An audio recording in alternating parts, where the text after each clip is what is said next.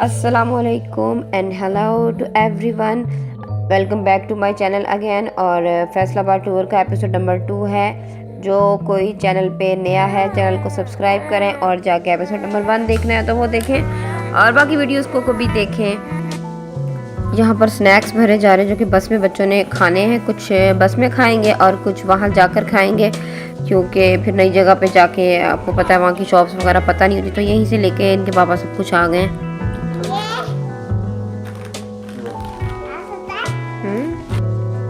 बच्चे अपने अपने बैग्स पैक कर रहे हैं जाने के लिए।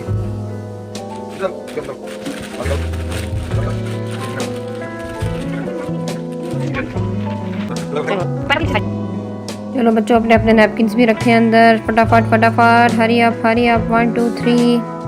अल्हम्दुलिल्लाह पैकिंग सारी मेरी ऑन टाइम हो गई थी और मैंने ना बच्चों को रेडी करना भी स्टार्ट कर दिया था। चेंज बच्चों ने कर लिया था और यहाँ पे आयज़ा जो है अपने बाल खुद ही स्ट्रेट करी थी। मैंने इनको लिवॉन का सीरम लगा देती हूँ जब कहीं ट्रैवल वगैरह करना होता है या इस तरह ना, तो इससे ये कि बाल थोड़े सॉफ्ट हो जाते हैं और कॉम्ब करने भी आसान हो जाते हैं।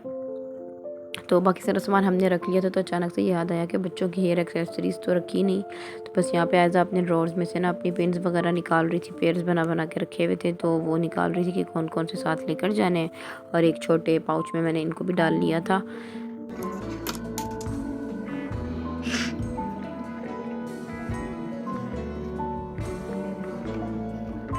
ये मैच हो रही है अपने कपड़ों के साथ ही रखने निकाल के।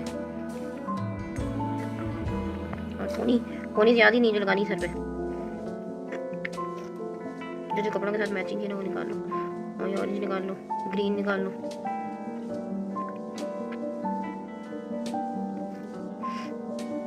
ब्लैक निकाल लो, तो ना तो ब्लैक लगा लेंगे। पिंक निकाल लो।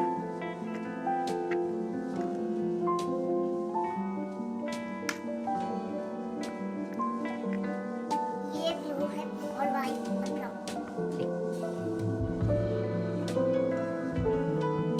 शूज़ और सॉक्स का एक भी पेयर नहीं रखा, तो अब यहाँ से मैं उसके मिटन्स और सॉक्स और कुछ उनकी बूटीज़ शूटीज़ जो है ना वो रह गई थी वो उठा रही हूँ। और ये मेरा प्यारा सा जो सॉक्स ऑर्गेनाइज़र है ना, मैंने दराज से ऑर्डर किया था 150 रुपीज़ में। ये बहुत ही कमाल की और काम की चीज़ है, स्पेशली छोटे बच्चों के ऐसे उल्ट पुल्ट चीज़ों के लिए। ले जी, जुनेद भाई रेडी हो गए हैं और उल्टे ग्लासेस लगा रहे हैं और बाब उसका मजाक बना रही है। सबसे पहले जुनेद को रेडी किया, अजहर बाब को चेंज किया, उसके बाद खुद मेकअप किया क्योंकि मैं हमेशा रह जाती हूँ, लेट हो जाती हूँ। उसके बाद मैंने रामीन की तैयारी शुरू करवाई और रामीन को यहाँ पर मैं पाउडर लगा रही थी। और ना मैं यहाँ पे बताती चलूँ कि बच्चों को पाउडर लगाने से डॉक्टर्स मना करते हैं क्योंकि बच्चों को खांसी वगैरह और इस तरह एलर्जी हो जाती है। तो बस ऐसे ही मैंने यहाँ पे वो जल्दी में मेरे जहन में नहीं रहा, मैंने रामीन को पाउडर लगा दिया। तो इसकी तबीयत ना इसके बाद फिर ख़राब हो गई थी, काफ़ी इसको कफिंग वगैरह स्टार्ट हो गई थी।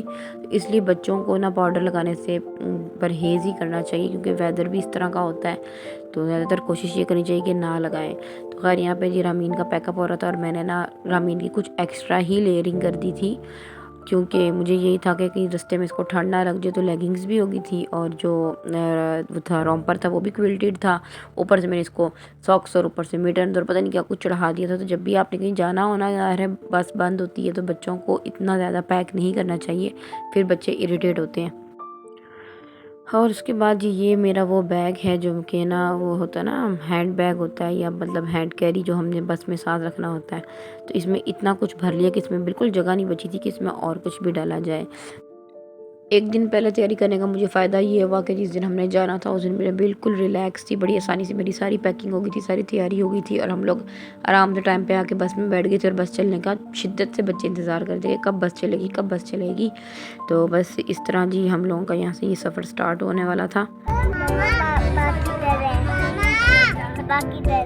बाबा को छोड़ के जाएंगे।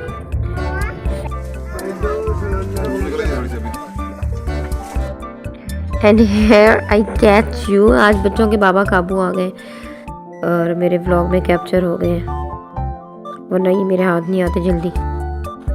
रुबाब माशाल्लाह से अपने जो है ना बहुत ज़्यादा ख्याल रखती है, तो रुबाब ने बिल्कुल मास्क नहीं उतारा। जुनेद साहब ने तो सब कुछ उतार के साइड पे रख दिया। ग्लासेस भी पापा को पहना के बैठे हुए।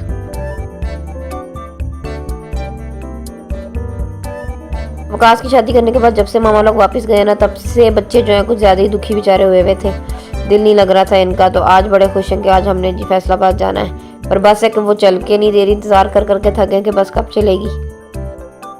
और मुझे बस एक ही टेंशन लगी हुई थी कि कहीं ये मीना रानी मुझे तंग ना करे रास्ते में ना। और इसका रिज़ल्ट आपको ना व्लॉग के एंड में पता चलेगा कि रामीन ने मेरे साथ किया क्या। आपने व्लॉग एंड तक देखते रहना कि होता क्या है इस सफ़र में हमारे साथ। द मोस्ट इम्पॉर्टेंट थिंग जो आपने बैग में रखनी है वो होता है सैनिटाइज़र। जब से कोरोना गया ना तो मुझे तो वैसे ही बहुत ज़्यादा वहम होता है। मैं तो बच्चों को रास्ते में भी मना करती रहती हूँ कि बस के कर्टन्स को टच ना करो, साइड्स को टच ना करो, सीट्स को टच ना करो, लेकिन बच्चे तो फिर बच्चे हैं ना। तो हम लोगों ने सैनिटाइज़र रखा था जो कि मैंने आपको पैकिंग में नहीं दिखाया था, तो अब आयज़ा ने लगाया तो मुझे याद आ गया कि ये सैनिटाइज़र भी रखा था। और बच्चों आप लोग भी देखो ऐसे सैनिटाइज़र लगाते हैं जैसे आयज़ा लगा रही है, अच्छी तरह फिंगर्स के अंदर बाहर। बैठ जाओ। कैसे क्या दोबारा क्या होगा? उसको सुना नहीं। अरे भी बस मैं ये ठहर जाओ। ये जो भी बैठी हूँ।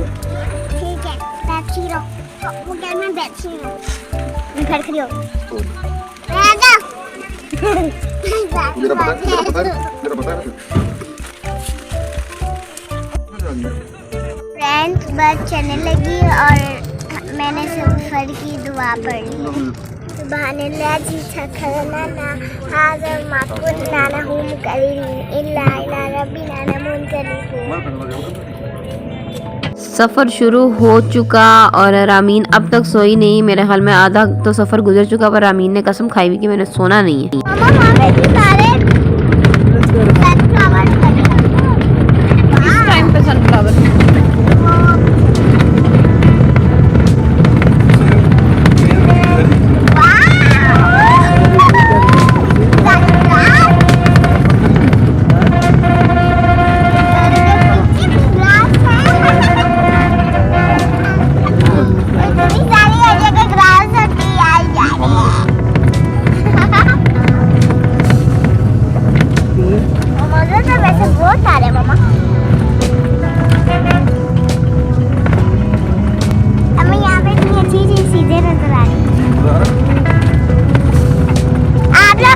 खोलो थोड़ी सी।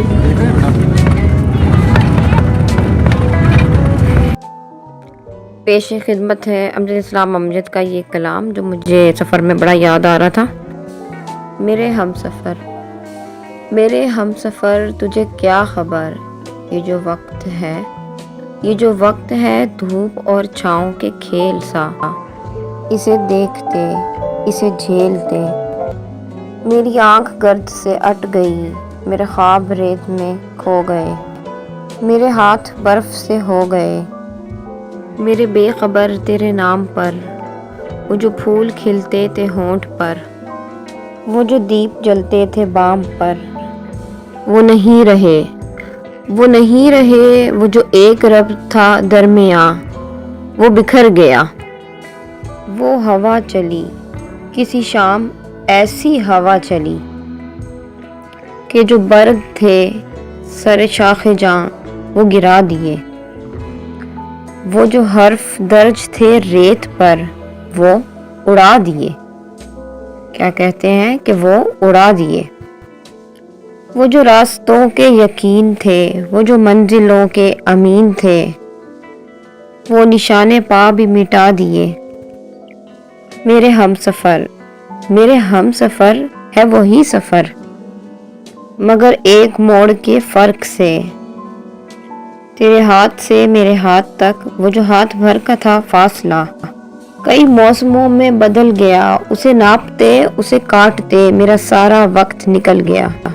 तू मेरे सफ़र का शरीक है, मैं तेरे सफ़र का शरीक हूँ, पर जो दरमियाँ से निकल गया, उसी फासले के शुमार में, उसी बेयकी से गुबार में, उसी राह गुज़र के हसार में, तेरा रास्ता कोई और है, तेरा रास्ता कोई और है, मेरा रास्ता कोई और है। जो पोइट्री ना समझने वाले अगर सच को समझे तो बहुत डेप्थ है इसमें। लाइक हमारी लाइफ स्टार्ट होती है, शादी होती है, एक रिलेशन होता है, बच्चे हो जाते हैं, ज़िंदगी में इतना ट्विस्ट और इतने चेंजेस हो जाते हैं, तो ये उसको बिल्कुल टोटली सही मायनों में एक्सप्लेन करती है। तो खैर यहीं पे मैं अपने व्लॉग को एंड करूँगी और इंशाल्लाह फिर मिलती हूँ नेक्स्ट व्लॉग में। Hope you will like my vlog and do comment share and subscribe my channel and yes bell icon को प्रेस करना मत भूलिएगा ताकि नेक्स्ट वीडियो की नोटिफिकेशन आपको मिल जाए। दुआओं में याद रखिएगा, अपना ख्याल रखिएगा। अल्लाह हाफिज़।